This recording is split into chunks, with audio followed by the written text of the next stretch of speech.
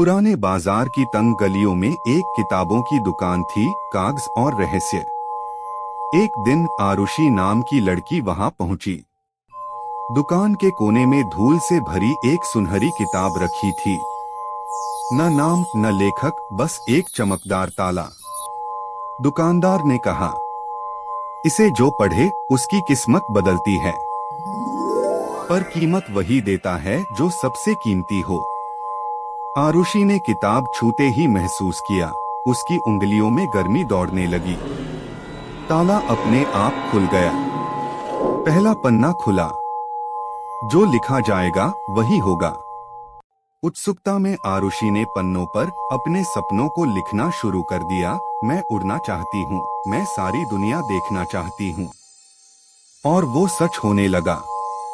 लेकिन जैसे जैसे उसने और लिखा, दुनिया बदलने लगी। पेड़ आसमान से झूलने लगे, लोग उल्टी बातें बोलने लगे और समय उल्टा चलने लगा। किताब के आखिरी पन्ने पर लिखा था, हर जादू की कीमत होती है। अब तुम्हारी कहानी हम लिखेंगे। जैसे ही रोशनी थमी, आरुषि जमीन पर उतरी। उसकी सांसें तेज थीं, आंखें अब भी चमक रही थीं।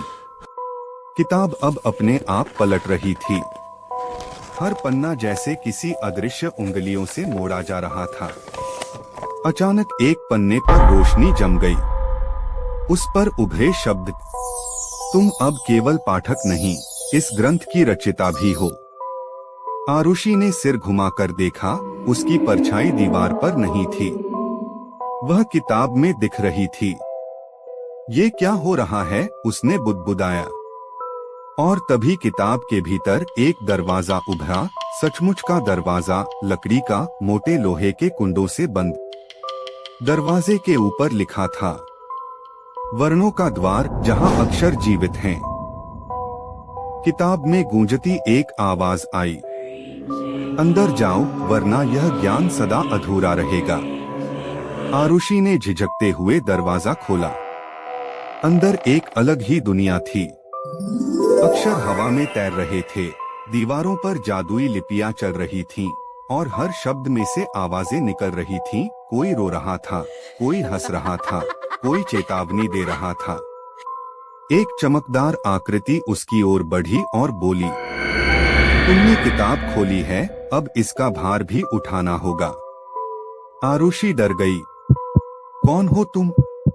हम अक्षर हैं, और अब से तुम हमारी अधिष्ठात्री हो। जैसे ही आखिरी अक्षर हवा में गूंजा, पूरा कक्ष कांप उठा। दीवारों पर दौड़ती लिपियां अब चीखती सी लगने लगी, जैसे कोई अज्ञात शक्ति अब जाग चुकी हो। अक्षर अब शब्द नहीं, आकार बन गए थे, आंखों जैसे, मुंह जैसे। आरुषि के चारों ओर हवा भारी होती जा रही थी। एक एक कर अक्षर गिरने लगे, लेकिन वे जमीन पर गिरते ही धुआं बनकर गायब हो जाते। कमरे की छत से काले धागों जैसी रेखाएं नीचे लटकने लगी, जिनमें वर्ण उलझे हुए थे। यह ग्रंथ अब बंद होगा। आवाज आई, लेकिन इस बार वो किसी और की नहीं थी। वो खुद किताब बोल रही थी। आरुषि की सांसें तेज हो गईं।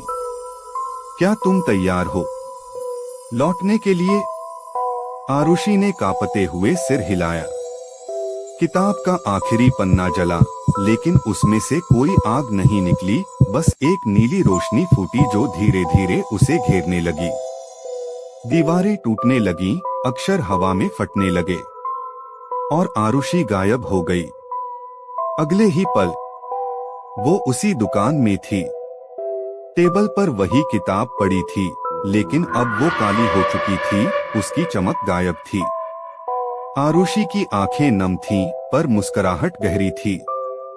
उसने आखिरी बार किताब को छुआ, और जाते जाते उसने देखा, किताब के ऊपर अब लिखा था, पुकार दो तो हम फिर आएंगे।